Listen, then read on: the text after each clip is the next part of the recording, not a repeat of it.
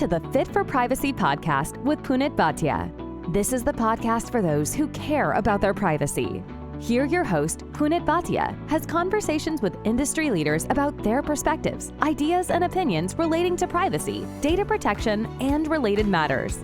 Be aware that the views and opinions expressed in this podcast are not legal advice. Let us get started.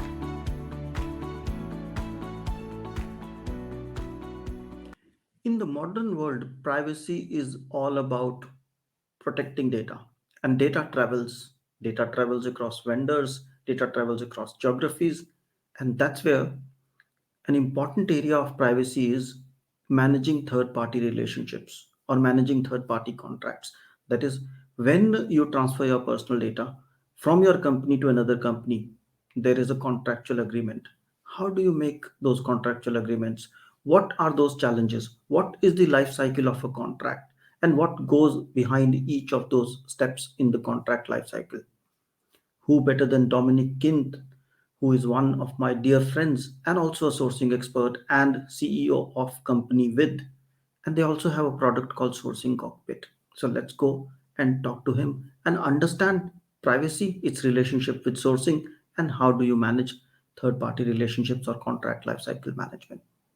So here we are with Dominic. Welcome, Dominic. Thank you for having me, Punit. It's a pleasure. So help me, when you think of the GDPR, what's the one word that comes to your mind? Complicated would be the one Ah, word that is pretty much leading all of the other words. absolutely. It is complicated, and it's our job as consultants to make it simplified. I agree with that, Punit. I fully agree. Absolutely. And when we talk about sourcing, because your core domain is sourcing, but these days, sourcing and privacy are interlinked because in sourcing, you transfer data, you talk to third parties, and then personal data transfers because there's no business deal, there's no third party deal without any data transfers, without any personal data being exchanged. And then comes the GDPR. So when did you start to get this word called privacy or GDPR? A while ago now, to be honest, because quite a bit of regulated companies work with us in pharmaceuticals and in finance institutions and the like. And they are all afraid of the exposure of any of their data being processed or badly processed by their outsourcing parties, of course. So it is something which is high on the agenda of many of our clients. Unfortunately, implementing it in practice is something very much different than writing it down in a contract. And so Absolutely. that's why complicated is the word to be used when we talk about GDPR. Yeah, I mean, complicated is an understatement. I think when we talk about the data transfer situation, I call it's messed up. That would be a very blunt and honest way to do it, Punit, because to be honest, whatever you write down in a contract, the next month it might already be different, let alone the next year. And so managing it is the real mess. It's not writing it down on the contract, but it's making sure that in practice, things are being lived up to and that you make continuous evolutions of that. And that is where the whole complexity with outsourcing and GDPR comes into the picture. Indeed, it does. And your audience is primarily, or your stakeholders are primarily sourcing or procurement, those kind of stakeholders, vendor management stakeholders. And how do they see privacy or data transfer situations? Because we, of course, as privacy professionals, see it differently. And me having been in sourcing, I do understand. And that's why I'm blunt and I say it's messed up. But how do they see your colleagues, your stakeholders saying, what's the privacy situation? How is the data transfer situation? There's primarily three stakeholders that we connect with. The first one is, well, the traditional procurement stakeholder. They look at GDPR as something that must be mandatory taking into the procurement process, part of the RFP, part of the selection process and the like. And that goes pretty okay. Then you have the legal stakeholder. And then the legal stakeholder is indeed the one that needs to make sure that things get written down correctly into the contract. And there you get more into lengthy discussions because sometimes the provider wants to push their GDPR or DPA elements into the contract. And of course, the client also wants to push their DPA elements into the contract. And that's where you have the first clash of the complication, Punit. So whose DPA will win? Will it be the client's one or will it be the provider's one? And so this is the first one where it gets a bit complicated.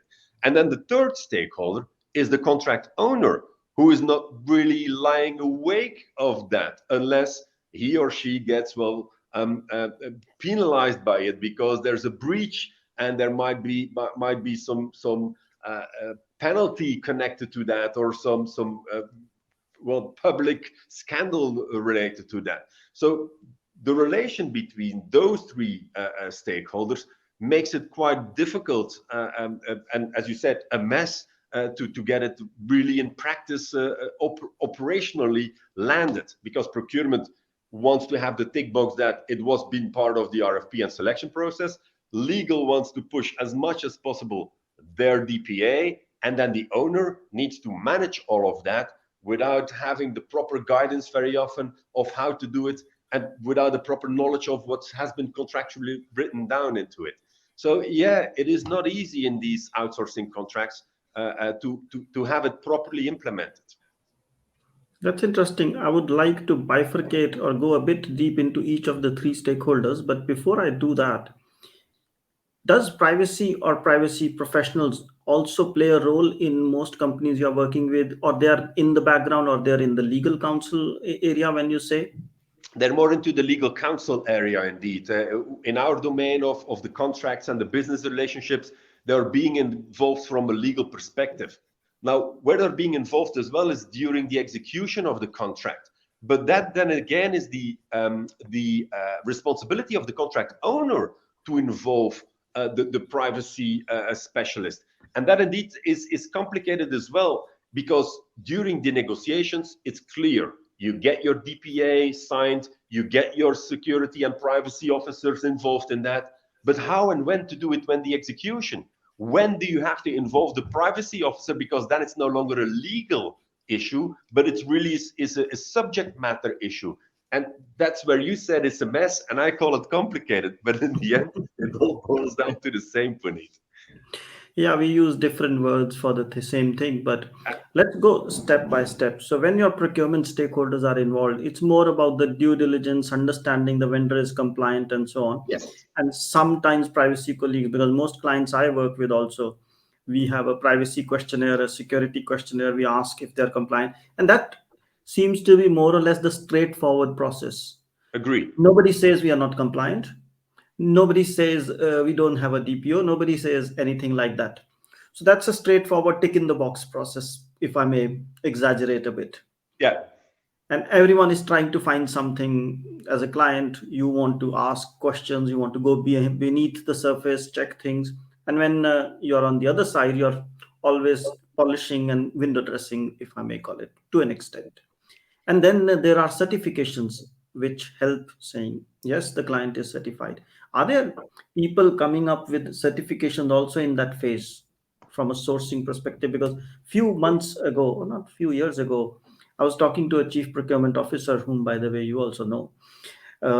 So we were thinking of how about enabling this vendor due diligence through a platform or through a solution that vendors can for one time say, I do this, because vendors are standard vendors.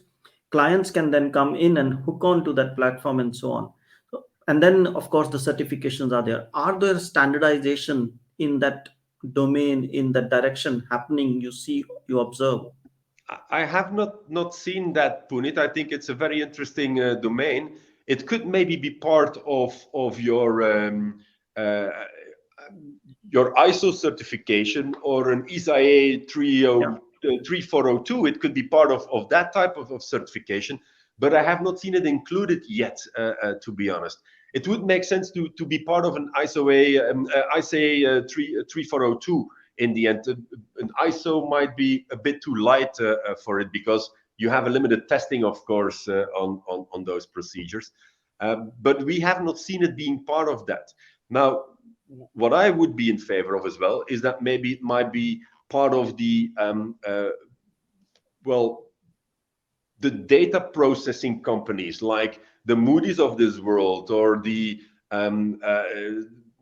Standards and Poor's of these worlds, that they take that kind of a rating into account as well. How much breaches have there been on a company level? Because very often that goes public. And that's public information that can be captured globally. And you might have some sort of an indicator from a S&P or a Moody's or a Fitch that says, well, look, we take privacy as part of the indicators in there. And that might lead to a more, well, public standard rather than a certification standard, if you know what I mean, Punit. But it has not been taken into the public standards of Moody's, Fitch, and Standards and Poor as well, to be honest.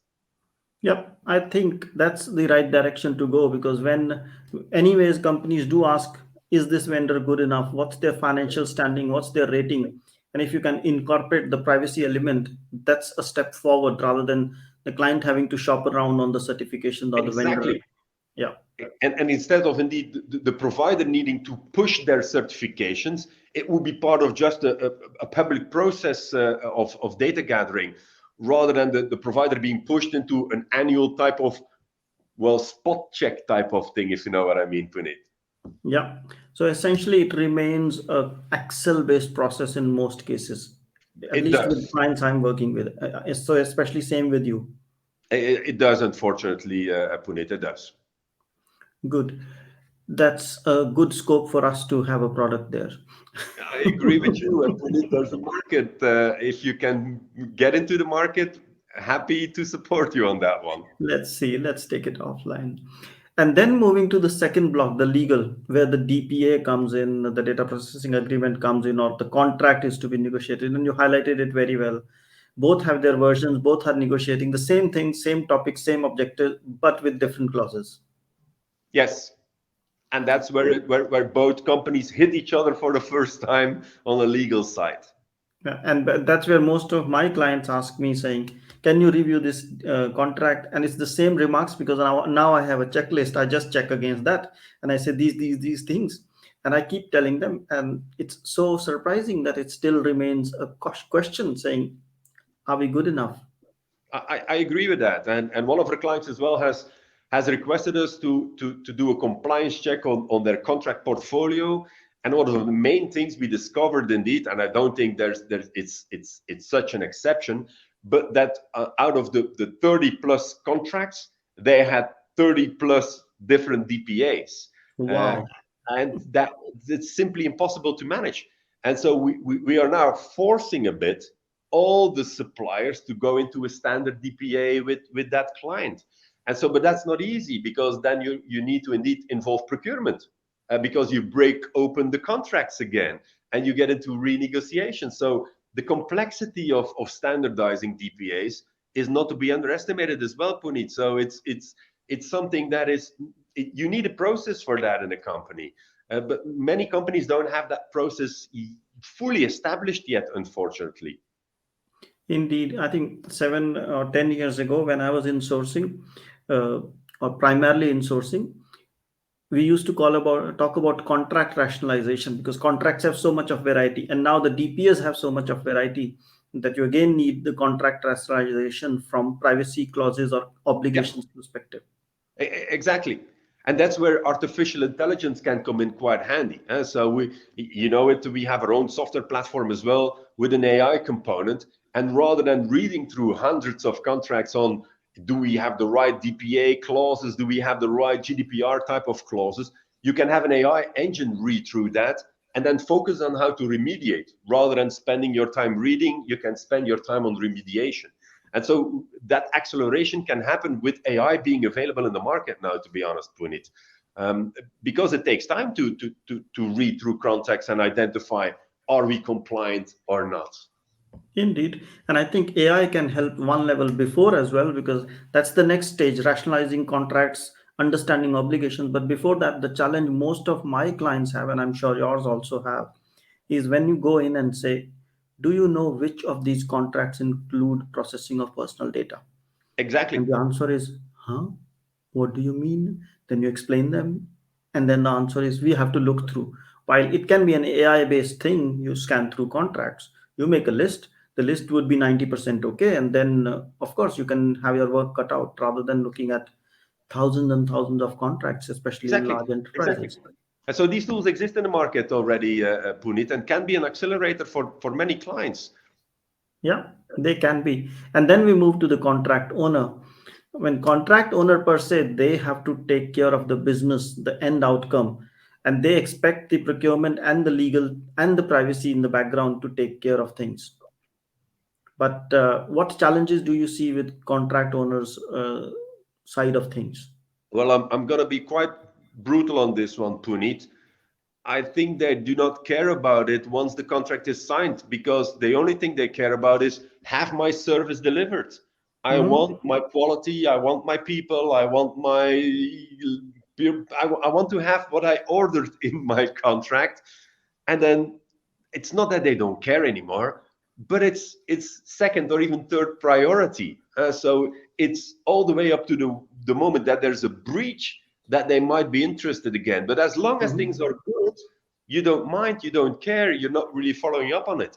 And so the owner is not interested unless, again, Punit, there is a Yep. process where you would be doing an annual or a 6 monthly type of scan, and that you as a privacy officer or as a GDPR expert, you would have the notification, well, this contract is 6 months down the road or a year down the road. We need to do a quick checklist and these kind of things. Are we still running okay with it? But as long as you don't have a process for that as well, Punit, I mean, the owner is interested in one thing: get my service or my product or things that I have ordered in my contract delivered.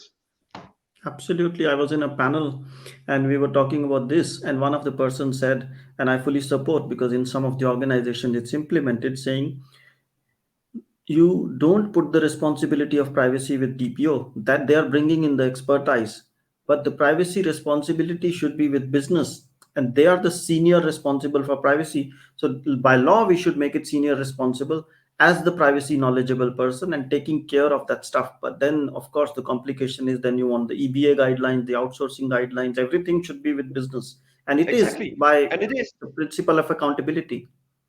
It is, but indeed, again, if you don't have a process to manage and monitor it, I mean, it will not happen.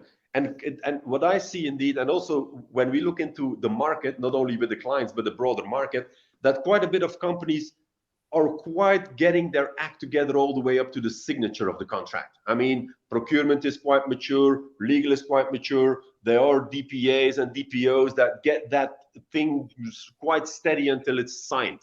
But the post-signature management of contracts, that's not only where the complication is, but also where the risk resides within the companies. And the regulators are more and more focusing on that. What are you doing as a company post-signature? Because we know we have been focusing quite a lot on the pre-signature phase, but not enough on the post-signature phase. And so things will now get more and more focused by regulators, by auditors, by certification in that whole post-signature process.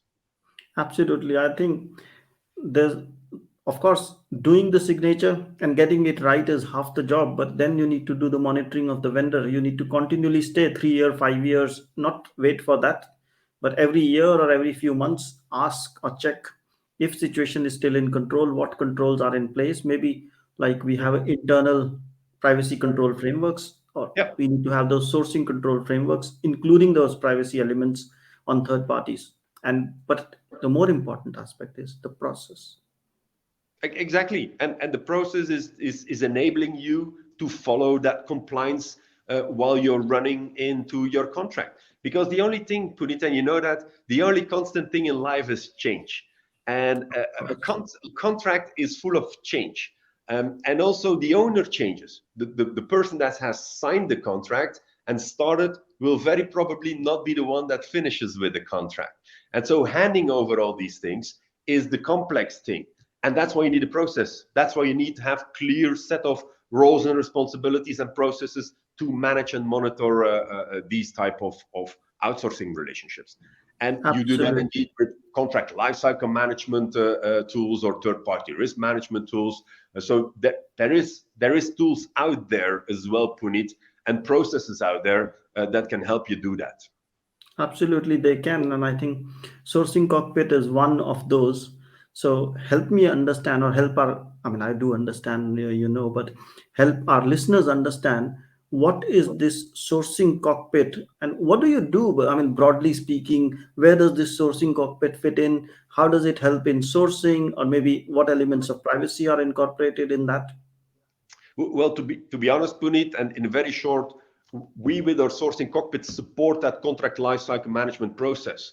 So it gives you the assistance on when do I need to do an assessment, when do I need to do a privacy assessment, when do I need to do a security assessment, and it helps you collect evidences by collaborating not only internally but also by collaborating with your external relations so that contribute in the process. And so we support that process with our sourcing cockpit software. It is as easy as that. So help me understand for making a distinction, because we have contract management solutions, we have supplier relationship management solutions, and of course we have vendor monitoring solutions which are close to, say, supplier relationship. So where does this sourcing cockpit fit in? All three, one of them, two of them?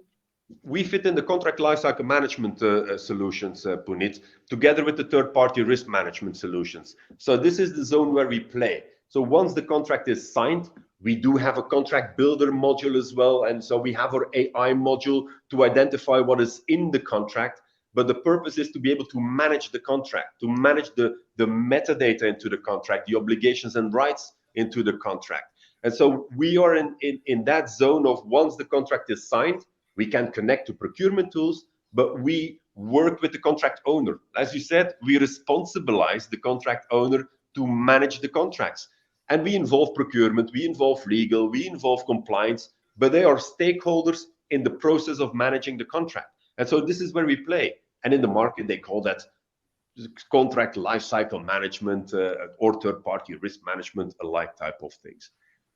Makes sense. So Dominic, what you're saying is you help make the contracts happen in entire life cycle, right from start initiation till the contract is to be renewed or refreshed or expired. That's what we do. We make your business relations run like Swiss clockwork. Yeah, that's an interesting one. That's interesting. So, and what's the relationship between with and the sourcing cockpit? Oh yeah, Sourcing Cockpit is the software that has been developed by WIT, and so WIT is more the expert, the consulting. We help not only with the implementation of the software, of course, but we are also experts in the domain. And Sourcing Cockpit is just the brand of or software, which will be rebranded, by the way, by the end of the year. But this I will not Let's not get disclose there. yet, Puneet. But Let's we will not have a new disclose brand trade for secrets. Sourcing Cockpit. Sourcing cockpit for now. Yeah, Sourcing Cockpit will remain until the year of the end of the year. Thereafter, we'll rebrand it. Then we'll do another episode. Then we might do another episode, or we might invite you to one of our episodes, Punit, because we Exactly. do quite a bit of videos ourselves. Sure. So, in essence, I mean, because we've gone through the life cycle, we've gone through the monitoring. The question is, if you were to pass one message to anyone listening from sourcing and privacy perspective, what would that one message be? I think it's clear, Punit. It's making sure that you work not only on the pre-signature side, but you involve the same stakeholders on the post-signature side, meaning your compliance specialists. So people like you should not only be involved until the contract is signed, but you should be involved during the execution of the contract. And that's where the added value lies. It don't stop at the signature of the contract with compliance. I mean, that's where it only begins. And we are not compliance people. So we help people, we help our clients with the setup of these processes, but we will never fill in the compliance process. And this is where indeed my recommendation is take it one step further and help the business owner to make sure they monitor and manage and proactively, be it with our software or not. I don't care about that, Punit, but it might even be in Excel, but at least make sure that you manage and monitor it post signature. Get your guys involved once the contract is signed as well, Punit. That's my recommendation. So, Dominic, you're saying manage and monitor and Manage and involve the monitor. right stakeholders across Exactly. the life cycle. Don't look at Exactly. it signature, don't look at it signed, end to end, day to day, include everyone. Yes. Now today it's still a little bit too siloed, if you ask me, Punit. So it stops at the DPA that has been signed by the DPO, and then he or she gets involved when shit hits the fan. No, don't do that. Get them involved all the way through the end of the contract life cycle. And I that agree. requires, I as you think said, Punit, a process and responsibilities. If you don't have that, it will not happen. Yeah. I think unfortunately in most organizations the culture is when you have a problem you want to solve it. As you said, shit hits the fan. But if you put in the right process, involve the right people, do it the right way, life becomes a little bit simpler. But then we may not have so many problems, but that's how life will be. Well, you shift your work, Punit, from problem solving to avoiding problems, Exactly. which is a Being lot more proactive. valuable. Which is a lot more valuable, if you ask me. Absolutely. We know that. So it is wonderful to have you. And based Thank you. on this conversation, if someone wants to connect with Sourcing Cockpit or you, what's the best possible way? I think we have quite an open website that they can request. We have some things to download, like on the EBA guidelines and the journey to successful contract management. Just surf to our website, which is with-sources.com, and then you can find your sourcing cockpit and you can download quite a bit of interesting material. So the website is the best way to get in touch with us. Absolutely. And I think the website has a lot of nice videos about contract relationship management. So it's worth a visit. Exactly. And we have also a YouTube channel. So, there's plenty of information you can find out through our website. Absolutely. So it was a pleasure to have you, Dominic. Thank you so much for your time. Very Thank you, insightful. Punit. Thank you so much. Fit4Privacy helps you to create a culture of privacy and manage risks by creating, defining, and implementing a privacy strategy that includes delivering scenario-based training for your staff. We also help those who are looking to get certified in CIPPE, CIPM, and CIPT through on-demand courses that help you prepare and practice for certification exam. Want to know more? Visit www.fit4privacy.com. That's www.FIT4Privacy.com. Thanks for listening. If you liked the show, feel free to share it with a friend and write a review. If you have already done so, thank you so much. And if you did not like the show, don't bother and forget about it. Take care and stay safe. Until next time, goodbye.